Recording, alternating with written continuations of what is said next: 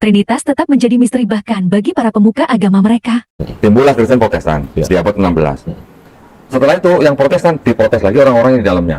Setelah mereka menjadi lebih banyak orang-orang tidak setuju pemikirannya, pecah lagi di bawahnya. Ada aliran Lutheran, ada aliran Anglikan, ada aliran Calvinis, ada aliran Baptis, ada aliran Metodis dan sebagainya.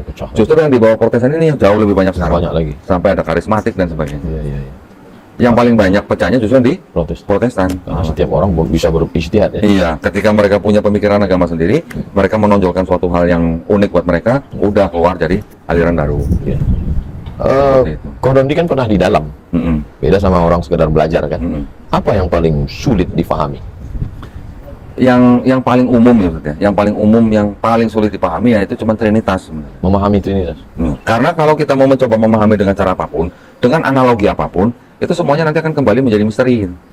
Ketika kita sudah sampai ke kata misteri, sudah itu Allah Bapa Roh Kudus. Iya, kembali lagi nanti ke Helenisme lah, orang-orang yang sebelumnya gitu. Ya, karena ibarat apa, kita udah sampai di ujung sungai, mundur ke belakang, nanti masuknya lagi ke awal-awal muara-muara, ke Helenisme, ke paganisme.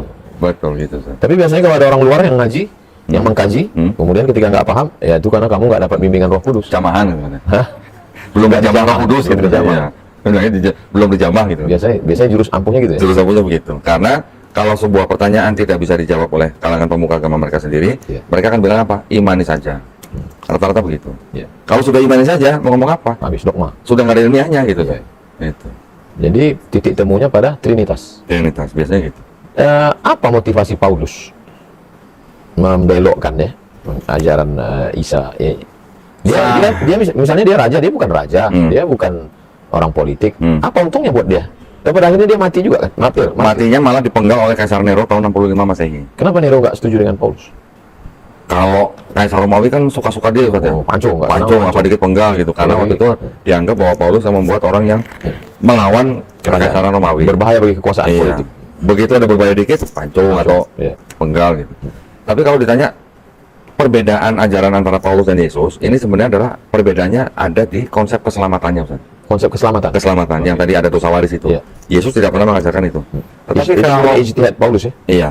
Tetapi kalau mau ditelusurin, apakah Paulus pernah mengajarkan Trinitas? Ini juga meragukan. Enggak juga, karena yang ada ayat tidak asli itu tuh bukan tulisan Paulus. Dia datang belakangan.